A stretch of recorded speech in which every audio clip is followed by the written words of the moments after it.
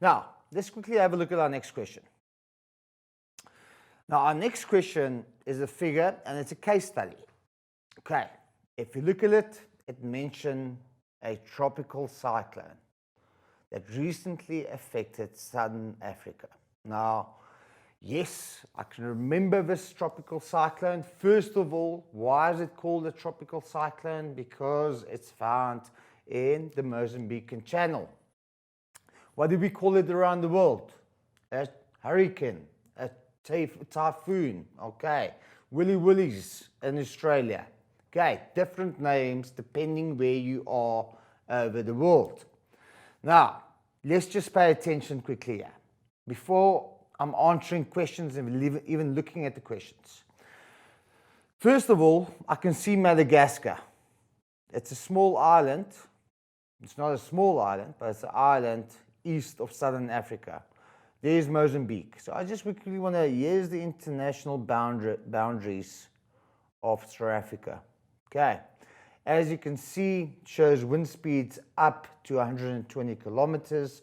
If I look at my diagram, I can see clockwise circulation taking place. Okay. And they've mentioned the time period over there.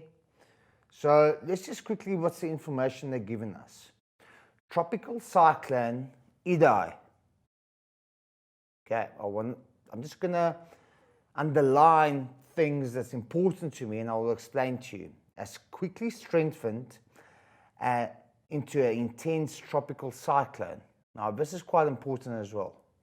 So it has become a tropical cyclone and has been fluctuating, meaning changing in intensity over the past 48 hours. An intense tropical cyclone is equivalent to a Category 3 hurricane. Once again, I'm underlying hurricane over here. I'll explain each of these to you in a couple of minutes. Eli is slowly moving in a westerly direction. Once again, this is quite important. Okay.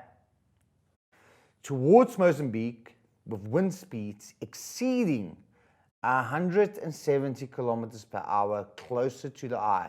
That's important to me as well. So what I'm basically doing with this case study is, and this figure, I'm deciphering it. I've picked up on things that I've mentioned that we need to know it's quite important. So before looking at the question, I just want you to have a look at the question, how you need to go and look at the question before you answer a question. Okay, let's go back to the case study. It's expected to reach the coastal area near Beira, Mozambique's fourth largest city. Now, this is important because it's got 530,000 residents before midnight. Now, before I continue. Now, first of all, a case study of a tropical cyclone I've mentioned to you. A tropical cyclone, what is it? It's a low pressure system. Okay. And it's clockwise direction because it's in the southern hemisphere. Remember, they go by different names. The Americas call them hurricanes. Okay. South Pacific known as typhoons. Australia like to call them willy willies. Okay. But we call them tropical cyclones. Now, going back to my first clue, Idai. What did I mention with Idai? Now keep in mind, tropical cyclones are named according to the alphabet. So the I stands for A, B, C, D, E, F, G, H, I. So that means Idai is the 9th tropical cyclone for the season. Okay.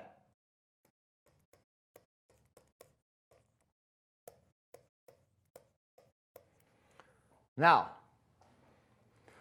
so we know before that 9 tropical cyclones has taken place. Now, this is quite important over here. It has developed into a tropical cyclone because when we look at a tropical cyclone consists of initial stage,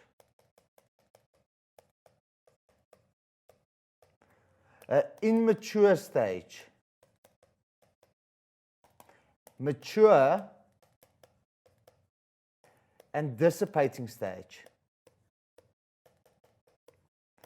The initial stage, keep in mind, what do we need for the initial stage? First of all, it's going to be late summer, okay, early autumn. Why? Ocean temperatures are the warmest. We look at ocean temperatures above 27 degrees Celsius. Grade 12s, remember this. We're not talking about air temperature, ocean temperature above 27 degrees Celsius.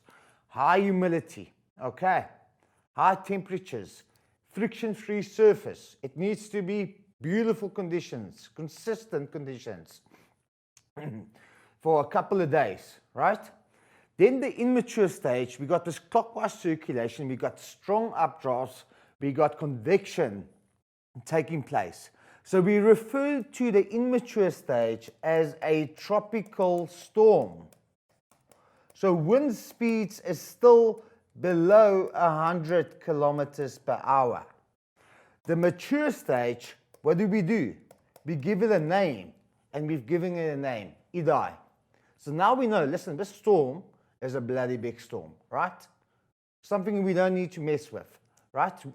We need to evacuate. That's what we need to do. So now it's classified as a tropical cyclone, okay?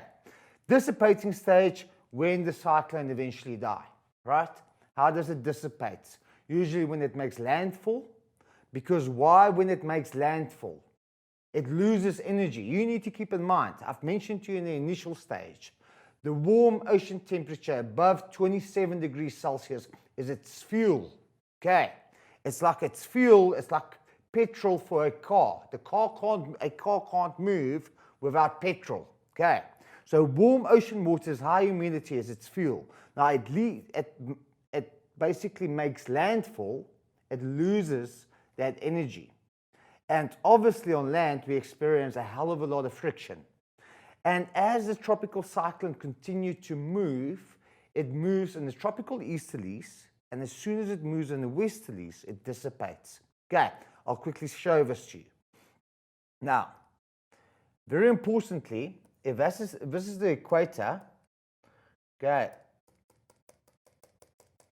from 0 to 5 degrees is known as the what? ITCZ. The ITCZ stands for Intertropical Convergence Zone. Okay, because if you look at global air circulations, the coming together of two air masses, it's tropical, so the air rises and it's convergence taking place.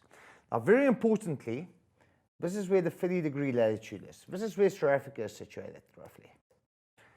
The initial stage for a tropical cyclone is only from 5 degrees. It can't form between 0 and 5 degrees because there's not enough Coriolis force. Very important. Okay. It can't form close to the equator, at the equator, because there's not enough Coriolis force. This tropical cyclone needs Coriolis force for the clockwise rotation. So now, obviously, what do we call this wind belt from 0 to 30 degrees? It's known as the tropical easterlies. Remember, wind is named in the direction it's coming from. So this is the initial stage where it forms. Okay, so now it moves in the tropical easterlies. It moves into that direction. Okay. Now some here over here is the immature stage and the mature stage. Okay. And then eventually it moves. Once it hits the, sorry, I just want to move this a little bit down. Once it moves, there's the mature stage roughly over here. Once it hits the 30-degree latitude, what happens? It recurves, it moves away. Because now what happens? It moves in the westerlies. And usually it dissipates because the temperature, ocean temperature, in this area over here is lower. And like I've mentioned to you before, this is the fuel for the tropical cyclone. Okay. Now coming back to our case study, I've mentioned to you, basically, Idai is slowly moving in a westerly direction towards Mozambique. Okay, as you can see, there, Idai originates from there, and as you can see, they're moving in a westerly direction because they move in the tropical easterlies. Now, it's expected. Now, what's the eye? This is what I want to show you. The eye is right the middle of the tropical cyclone. Now, if you look on the synoptic chart, the symbol for the eye looks as follows. It's perfectly shaped round isobars. Okay. Now, the eye is usually clear blue skies because what happens? We have, if I draw a side profile of a tropical cyclone, we have huge cumulonimbus clouds, okay? There's convergence of air coming, it's rising air, as you can see. This is usually known as vortex 1 and vortex 2. Now, obviously, what happens, there's convergence taking place, the air rises, cumulonimbus clouds. These isobars are very close to each other, so this is where all the rain is. The worst weather is being experienced close to the ice. So what happens over in the top atmosphere? Divergence. Divergence takes place, and we have sinking air in the middle of the tropical cyclone, creating clear, calm conditions. And that is known as the eye. Okay. So it's clear, calm conditions, but just on the eye wall, the area just next to the eye, it's madness. Okay, strong winds, lots of rain, torrential rains. Okay, complete madness whatsoever. So that's a cross-sectional point of view from a tropical cyclone. Over here, this is what it looks like on the synoptic chart. Now, if we go back to our case study, it's expected to reach the coastal area near Beira, Mozambique. It's the fourth largest city with 550,000 residents before midnight on Thursday. Now, why did I underline 530,000 at midnight? Now, we can also underline Mozambique. The simple reason why is because when we look at the storm, grade 12s, this is no joke, okay? You don't want to be close to a tropical cyclone. It's a bloody nightmare, especially when you're living in a developing country like Mozambique, okay? Because it lacks infrastructure, it lacks medical facilities, it lacks help, especially with a storm like this, okay? We're talking 530,000 people who might be displaced. We're talking about 530,000 people that might lose their lives because of a storm. Keep in mind, we're working with a storm that creates storm surge to the coastline. Storm surge is when the wavelength just becomes bigger and bigger and bigger, and it slams into the coastline. We're talking about torrential rain of over 150 millimeters over a very short period of time. So the water level is going to rise quickly. We're talking about strong winds up to 180 kilometers per hour. So this is no joke, okay?